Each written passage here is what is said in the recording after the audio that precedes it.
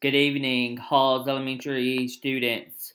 I hope you are doing well and staying safe and enjoying this extra time off. Tonight, I'm going to read chapter 3 of our book, The Lemonade War.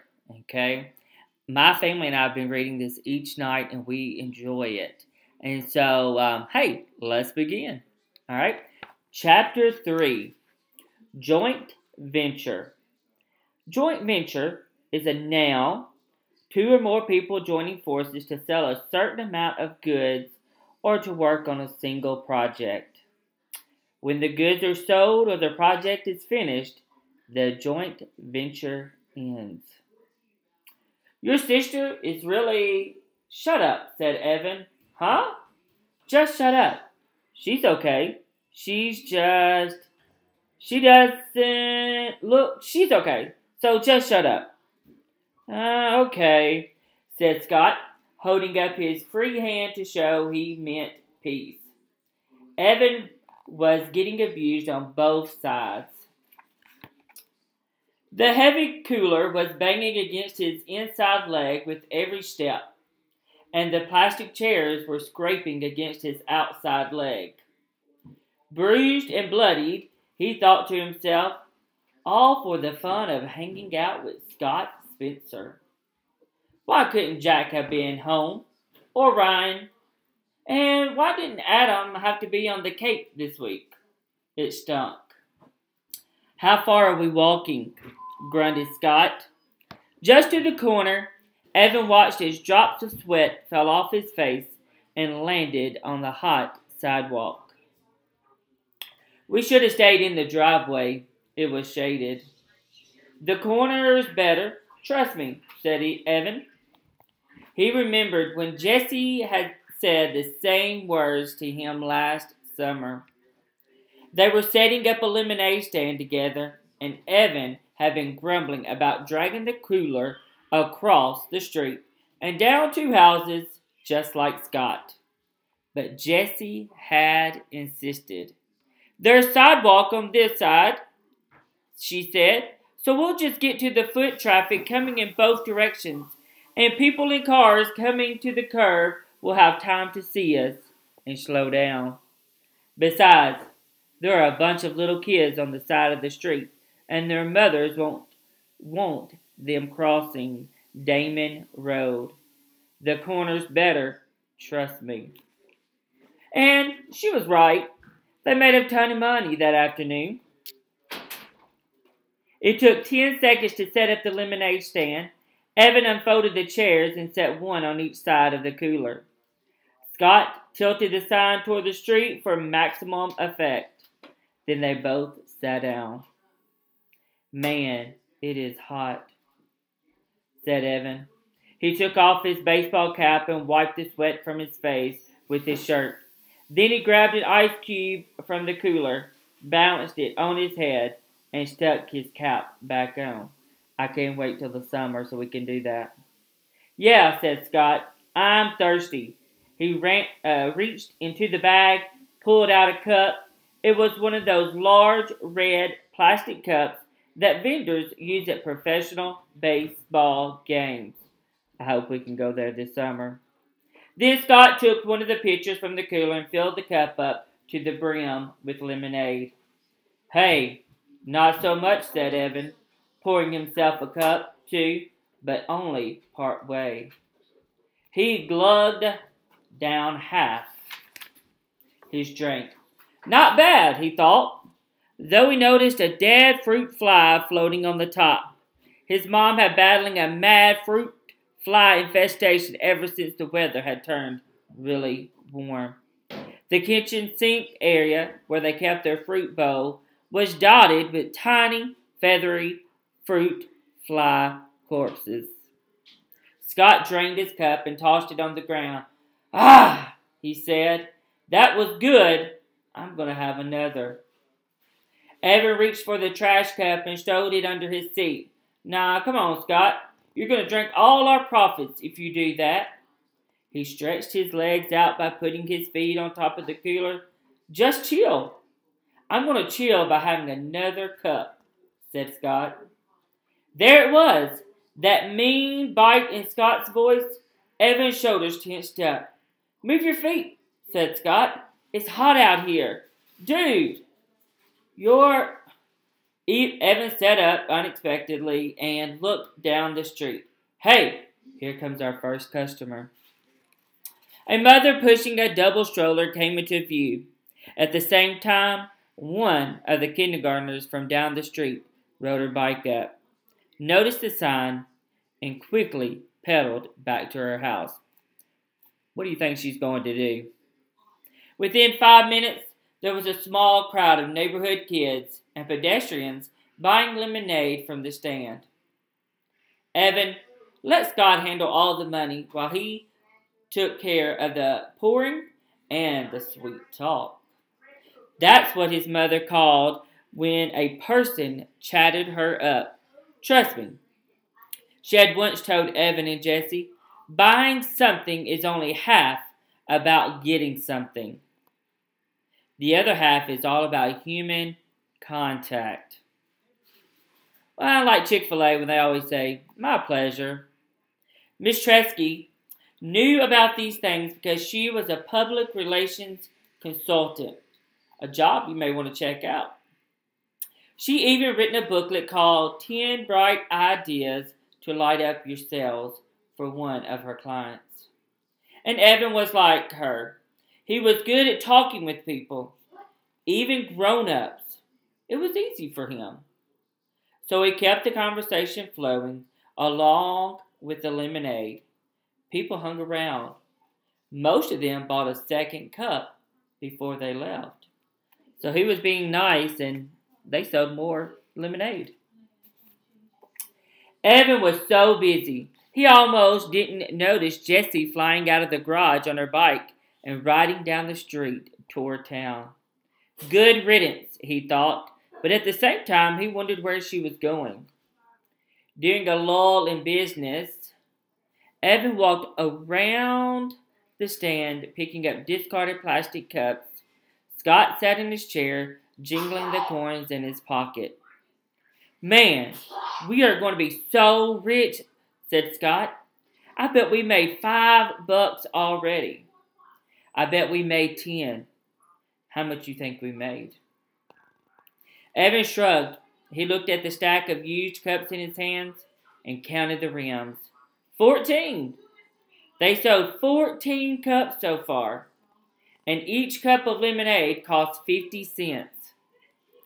And Evan heard Mr. Frazio's voice in his ear. Mr. Fazio had been his third grade teacher, and she'd done everything she could to help Evan with his math. I like math. If 1 cup of lemonade sells for 50 cents, and you sell 14 cups of lemonade, how much money have you made? Sounds like a multiplication problem. Word problems. Evan hated word problems. And this one was impossible anyway. He was pretty sure the right equation was 14 times 50 equals. Do you know what it equals? But how was he supposed to solve that? That was double-digit multiplication. I know you HES students can do that. There was no way he could do a problem like that. And besides, some of those 14 people had bought refills but used the same cup. How many? Evan didn't know. Still, he knew they made a pretty good amount of money. That estimate was close enough for him. How much do you think we can make if we sold it all? Asked Scott. I don't know, said Evan. Maybe $20? That sounded high even to him, but Evan was an optimist. Do you really think? Both boys looked in the cooler. 3 pitchers were empty. They only had half a pitcher left. So they sold most of their lemonade. You are pouring the cups too full, said Scott. You should have poured less in each one. You're the one who brought the huge plastic cups. You could fit a gallon in one of those, said Evan. Besides, I wasn't going to be chintzy. They're paying a whole $50 for it. They deserve a full cup. And anyway, we could just go home and make more. My mom has cans of lemonade in the freezer. So go home and make more, said Scott. Oh, yes, Your Majesty. Oh, High Commander. Your Infiniteness. Why don't you go make it? 'Cause I'm chilling, said Scott, leaning back in his chair with a stupid grin on his face. Evan knew he was just joking, but this was exactly why he didn't like Scott. He was always thinking of himself, always looking for some way to come out on top. If they were playing knockout, Scott always came up with a new rule that helped him win. If they were doing an assignment together, Scott always figured out how to divide it so he had less work to do. We must always remember, do what we're supposed to do our part. The kid was a weasel, no two ways about it. But everyone was out of town. Evan didn't want to spend the day alone. And Jesse was on his poop list, as Mom called it, when the dog did something he wasn't supposed to do. Evan might never play with Jesse again. Evan crossed the street and went into the house. He was surprised to find that there were no more cans of lemonade in the freezer. Wow. There had been so many this morning. Luckily, there was a can of grape juice in the freezer and a bottle of ginger ale in the fridge. It'll work, he thought. People just want a cold drink. They don't care if it's lemonade. He mixed up the grape juice at the sink. The fruit flies were more out of control than ever. Thanks to the lemonade, the boys had dribbled on the countertop. Evan swatted a couple, but most of them drifted out of his reach and settled on the fruit bowl. He wished his mother believed in chemical warfare. But for Truskowski, it was all natural or nothing. Usually nothing. When he went back outside to the lemonade stand, Evan noticed that the last pitcher was turned upside down on the cooler. "Aw, come on, Scott," he said. "What? It was hot. You said we could always make more." So I think he drank the rest of it. "Yeah, well, we didn't have as much in the house as I thought. I've got grape juice and ginger ale." "I hate ginger ale," Scott said. "I wouldn't give you a penny for it." It turned out that a lot of people felt the same way. Business was definitely slower. The day got hotter. The sun beat down on them so ferociously that it was easy to imagine the sidewalk cracking open and swallowing them whole. Fanning himself, Evan asked, "How much money do you really think we could make?" "I don't know," said Scott, pushing his baseball cap over his eyes. "I mean, on a hot day like this," Evan said, silently adding the words, "or tomorrow. If we could sold 8 pitchers of lemonade, what do you think we'll each make?" 8 pitchers? I don't know. Scott shook his head. His baseball cap face wagged back and forth. Too hot for math. And it's summer. Evan pulled the red pen out of his pocket and started to write on the palm of his hand. 8 times 50 divided by 2. That didn't seem right. Jessie would know. She'd do that math in a second. Can some of you do your multiplication facts in a second? Evan capped the pen, jammed it into his pocket. "But I bet it's a lot," said Evan. "I bet on a hot day like this, we could actually make some real money in the lemonade business." "Yeah," said Scott. "Then we'll be rich. And I'll get an Xbox. The new one, with the dual controls. "I'll get an iPod," said Evan. He'd been saving for one for over a year. But every time he had some money put away, well, it disappeared. Like the $10 from Grandma, she even written in her card, "Here's a little something to help you get that music thing you want." But the money was gone. He treated Paul and Ryan to slices of pizza at Townhouse. It had been fun. "That would be so great to listen to music whenever I want," said Evan. "I could tune you out," he added in his own head. They sat in silence, feeling the heat suck away every bit of their energy. Evan was hatching a plan. The heat wave was supposed to last at least 5 days. If he and a friend, not Scott, set up a lemonade stand every day for 5 days, he'll definitely have enough to buy an iPod. He imagined himself wearing it as he walked to school, wearing it on the playground. "Hey, Megan, yeah, it's my iPod," like in that cool walk and tone. "Sweet, huh?" Wearing it in class when the teacher droned on about fractions and percents. Nah, but it would be so cool. At least there would be one thing that didn't totally stink about going back to school. After 2 hours, they decided to call it quits. Sales had dropped off fast and then stopped altogether. "Hey, did you notice something?" asked Evan, stacking the chairs. "What?" said Scott. "When we started the stand, most of our business came from that direction." He pointed down the street toward the curve in the road. "But after an hour, not one person who walked past us from that direction bought a cup. Not one. They all said, 'No thanks,' and kept on walking." "Why do you think?" "Don't know," said Scott. "Boy, you're a real go-getter," said Evan. "You know that?" Scott socked him in the chest, but Evan defended and knocked Scott's cap off, not being very nice.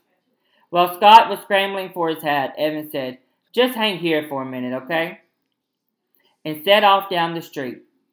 As soon as he rounded the curve, he knew why business had fallen off so badly. Why do you think? There was Jesse and Megan Mortorti from his class. They were standing inside a wooden booth, and their sign said it all. "Lemonade! Frosty! Delicious! Thirst quenching! Wow! Only 50 cents per cup." Do you see the problem?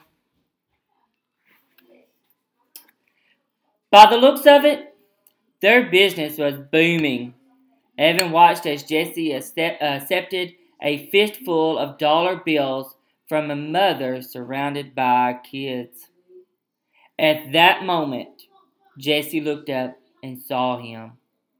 Evan had a weird feeling, like he'd been caught cheating on a test. He waited to run and hide somewhere.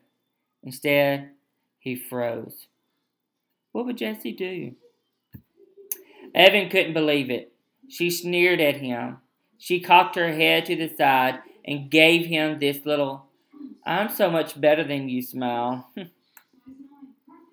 And then, she waved the money in her hand at him. She waved it. You know how you had that money? As if to say, "Look how much we've made selling lemonade. Bet you can't beat that." Evan turned on his heel and walked away. How do you think he was feeling? Behind him, he could hear Megan laughing at him, clear as a bell. Guys, that's chapter 3, read by Mr. Dawson, and I hope that you continue reading this book.